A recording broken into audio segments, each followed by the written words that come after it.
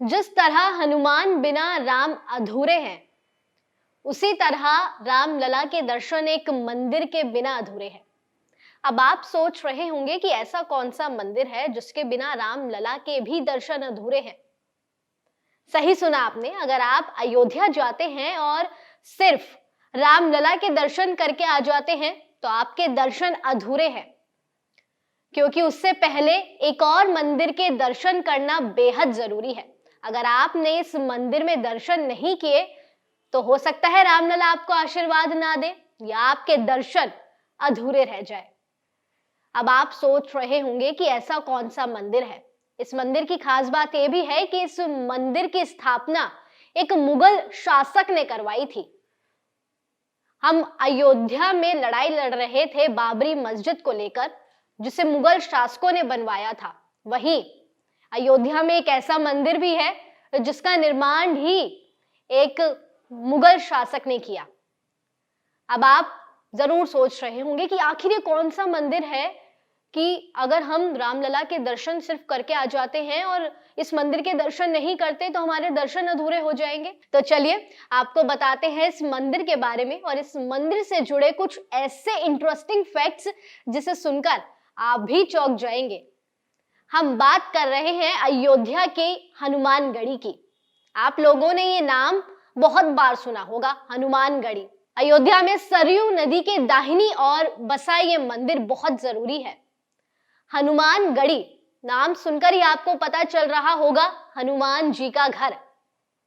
ये वो जगह है जहां पर हनुमान जी रहते हैं। पंडितों ने खुद हनुमान जी के दर्शन किए हैं, ऐसा माना जाता है। तो अगर आप भी राम या हनुमान जी के भक्त हैं तो ये वीडियो आपके लिए बेहद जरूरी है, क्योंकि हम आपको इस मंदिर से जुड़े कुछ बहुत ही इंटरेस्टिंग फैक्ट्स आगे बताने जा रहे हैं। तो हनुमानगढ़ी की सबसे ज्यादा खास बात यह है कि हनुमान जी को ये मंदिर एक गिफ्ट के तौर पर मिला था। बिल्कुल सही सुना आपने। जिस वक्त लंका से श्री राम, माता सीता, लक्ष्मण जी और हनुमान जी अयोध्या लौट रहे थे, तो अयोध्या लौटते ही राम जी ने ये मंदिर या कहे ये जगह हनुमान जी को रहने के लिए तोहफे के रूप में दी थी, जिसके बाद से इसे मंदिर बना दिया गया और इसे अब हनुमानगढ़ी कहा जाता है। कहा जाता है कि अगर आप सिर्फ रामलला के दर्शन करके वापस चले आते हैं तो आपके रामलला के दर्शन भी सफल नहीं हो पाएंगे। सबसे पहले अगर आप अयोध्या में एंट्री लेते हैं तो आपके लिए जरूरी है आप हनुमानगढ़ी के दर्शन करें, और हनुमानगढ़ी के दर्शन के बाद ही आप रामलला के दर्शन करें और फिर सभी बाकी मंदिरों के दर्शन करें, जिसके बाद आपके दर्शन सफल माने जाएंगे। अब आप सोच रहे होंगे कि ऐसा क्यों है कि हमें हनुमान जी के दर्शन सबसे पहले करने हैं। इसके पीछे भी एक वजह है, चलिए आपको बताते हैं वो वजह। माना जाता है अयोध्या में राजा हनुमान जी है। अभी तक आप सुनते आ रहे होंगे कि अयोध्या के राजा राम है, लेकिन नहीं, अयोध्या के राजा श्री हनुमान है। वीर बजरंगी है अयोध्या के राजा।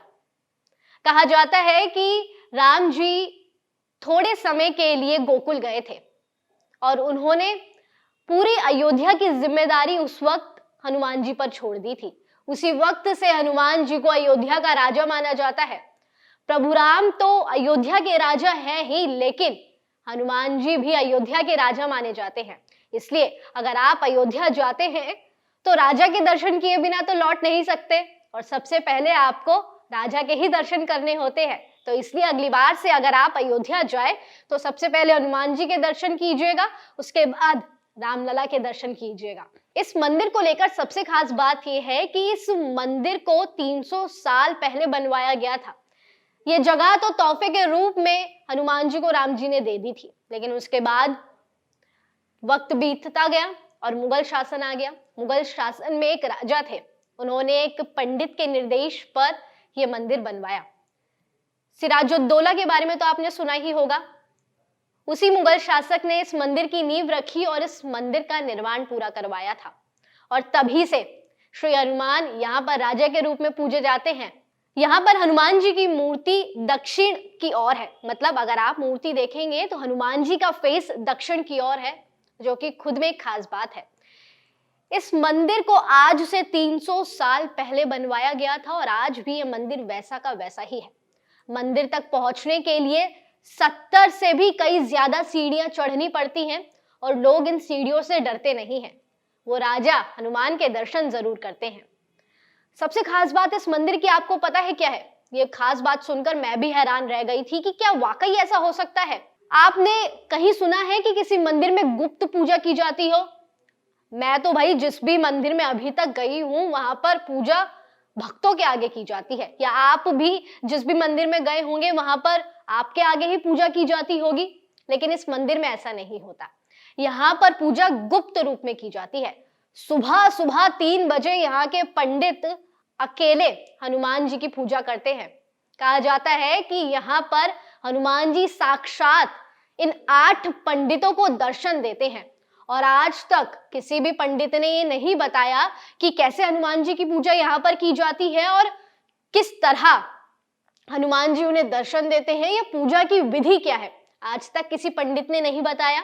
उन लोगों का मानना है कि ये उनकी वैल्यू है, ये उनके मूल्य हैं, ये उनके उसूल हैं कि वो इस मंदिर की पूजा के बारे में नहीं बताएंगे। 3 बजे पूजा शुरू की जाती है और फिर 4 बजे से लेकर रात के 10 बजे तक भक्त आकर हनुमान गढ़ी के दर्शन कर सकते हैं। तो ये थी पूरी कहानी हनुमान गढ़ी की, जिसमें हमने आपको बताया कि हनुमान गढ़ी अयोध्या में कितना खास है। अयोध्या के राजा राम तो है ही, लेकिन वीर बजरंगी पवन पुत्र हनुमान भी इस जगह के राजा है। जिस वक्त राम जी इस जगह से चले गए थे, यानी कि अयोध्या से गोकुल जा रहे थे, उन्होंने जिम्मेदारी हनुमान जी को दे दी थी, जिसके बाद से यहाँ के राजा श्री हनुमान है। तो इसलिए राजा के रूप में हनुमान गढ़ी को पूजा जाता है। राजा के रूप में ही हनुमान जी की अयोध्या में पूजा की जाती है। तो अगली बार से आप अगर अयोध्या जाए तो सबसे पहले हनुमान गढ़ी के दर्शन करें, श्री हनुमान या कहें अयोध्या के राजा के दर्शन करें, वहां से आशीर्वाद लें और उसी के बाद रामलला के दर्शन करने जाएं। अगर आपको ये जानकारी पसंद आई हो तो अपने दोस्तों के साथ जरूर शेयर कीजिए और अगर आप किसी और मंदिर के किस्से के बारे में सुनना चाहते हैं तो वो भी हमें कमेंट करके जरूर बताएं। हम उस कहानी को जरूर सुनाएंगे आपके नाम से। और अगर आपको ये जानकारी पसंद आई हो तो वीडियो को लाइक कीजिए। चैनल अभी तक सब्सक्राइब नहीं किया तो जाते जाते चैनल को सब्सक्राइब भी कीजिए और ऐसे ही जुड़े रहिए न्यूज़ बुक के साथ।